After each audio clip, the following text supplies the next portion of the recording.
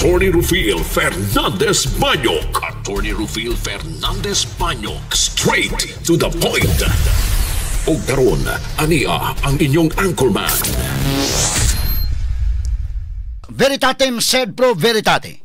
Wa kitay mahimo aron sa pagpakigbatok sa kamatuoran, kundili aron sa pagdapig sa kamatuoran.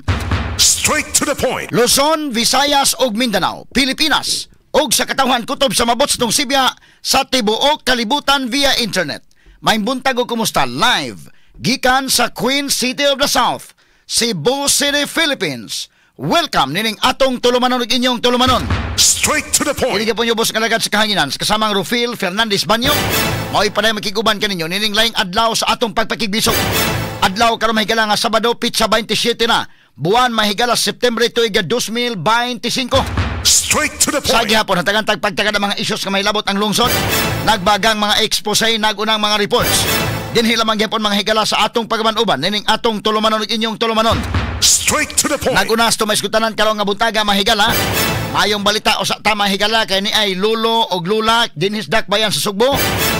Karong adlaw mayong balita ala nila kay sugda na ang pagpanghatag sa ilang financial assistance nga 3,000 pesos alang sa tulo ka buwan nga third quarter na karong tuiga. Straight to the point. Sa mayong buntag sa mga lulo og lula diha. Medyo may balita ni Alan kaninyo. Sa pikas bahin, atong tagag-update mahigala. Ang bagyo nga si Upong ni kusog og balik. Oy. Og nahimo na sab kining typhoon samtang ana-ana kini sa West Philippine Sea. Straight to the point. Para nakakuha nig dugang energy pagtabok na mahigala sa kadagatan. Gipaabot nga mogawas kini sa Pilipinas karong buntag o karong hapon. Straight to the point. Samtang dinhi sa Sugbo 2 milyones pesos ang natala nga danyos. Human usa ka gasolinahan. Ingon man usa ka hardware na tabunan og yuta. Sa nahitabo nga landslide subay sa pagsigi og uwan kagahapon. Epekto kini ni bagyong Upong. Straight to the point. Dito ni sa Tabyunan, lungsod sa San Fernando. Straight to the point. Sa nitagag pagtagad na buntaga mahigala sa tumanon-uban usab nining atong tulumanon ug inyong tulumanon. Straight to the point. Samtang sa pikas bahin na amahan ug anak na missing samtang sila namukot sa kadagatan sa barangay Bagasawi, lungsod sa Tuburan. Og didto sa Puro sa Islas Camotes, usa ka mananagat usab naka-survive human gi higot ni ini ang iyang bangka didto sa payaw tungod sa kadagko sa bawd. Nakauli kini nga luwas kagahapon sa buntaga ngadto na sa iyang pamilya. Straight to the point. Katanig pagtagad sa mga kahigalaan kamong naas kadagatan o uban pa no. Ayaw mo kumpiyansa panahon naging dunay bagyo-bagyo bida. Ayaw gitaw kumpiyansa kay kining panahon lisod kaayo mga kaigsunan. Sa laing bahin Talisay City Mayor Samsam Gulyas ni klaro nga dili ghost project ang napalgan nga tarpaulin sa DPWH taliwa sa Kalibunan. Personal nga nagpakisusi si Gulyas ngadto sa DPWH kabahin ini og iyang nasayran matud pa nga nasuspenso ang pagpatuman sa maong proyekto. Straight to the point. Tungod kini sa wa pa makumpleto nga requisitos alang ining mga proyekto. Straight to the point. Pero ato lang ning klarohon mahigala ha. Ato gustong mahinabi sa taga DPWH ani. Og nasuspenso ang mga proyekto sa katinuod ning nasuspenso kanus aman masuspenso. Labaw ta na pa ba ang kwarta? So taga Department of Public Works and Highways atong pangutan-on Sabado ra maron day pwede ba to ma-interview sa Sabado? Nabatay number ha? Atong paningkamutan nga atong ma-interview mahigala ang district engineer anang maong lugar para maklaro to ang ako pangutana og kanus aman day ni nasuspenso. Naan naman din ha mga higala nga date started, date completed. Og wa ni mas mahibaw dito mahigala sa mga motorista. Wa na gitaan ning kalakiha, wa mi mahibaw ang katawhan ba nga naay project mga kaigalaan.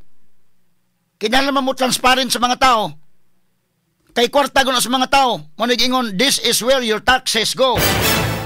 Kwarta na sa mga tao, so may ba mga tao ana mao project og nasugda na ba?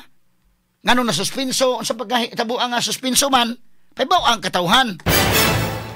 Dili kay og mabuking na masuspenso.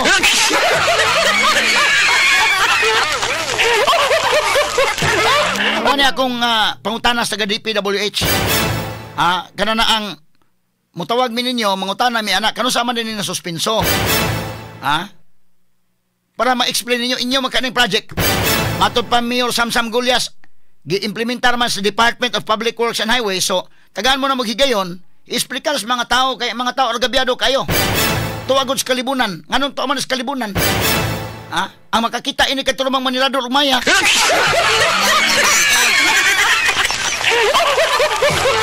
Ug naay kahumayan din ha, Manilador ug Maya mo ray makakita ug di gani ug way kahumayan. Katulong Manilador ug Tukmo. Basta taga EMI og katinawan, ha? Taga Department of Public Works and Highways unsang hitabo akin eh. At tanig pagtagad robutaga sa panuban usab ning atong tulumanon ug inyong tulumanon. Straight to the Sa point. kauluhan 21 ka individual apil na niini ang pipila ka mga magbabalaod og kanhi opisyal sa DPWH ang girekomendar na sa National Bureau of Investigation nga pasakaan og kaso subay sa gingong anomalusong flood control projects. Straight to the point. Samtang kongresista Rizalde Co ni pasalig nga mopaulis Pilipinas apan wa mo pahibaw kung kanusa. Ni padayag kini og kasagmuyo human gibawi ni Speaker Faustino D ang iyang travel clearance. Straight to the point. Samtang sa laing bahin, Baguio City Mayor Benjamin Magalong ni-resign na sa pagka-special advisor sa Independent Commission on Infrastructure. Subay sa pahayag sa Malacañang nga ang iyang pagkatudlo sa ICI i-review karon kung wa ba'y posibleng conflict of interest. Straight to the point. Si Magalong wa maglangan mahigala o may tender sa iyang resignation. Kiniguban pang mga esgutanan niya mabati exclusive over DYHP RMN Cebu 612 sa dial sa inyong mga radyo sa 93.9 IFM. Sa serbisyo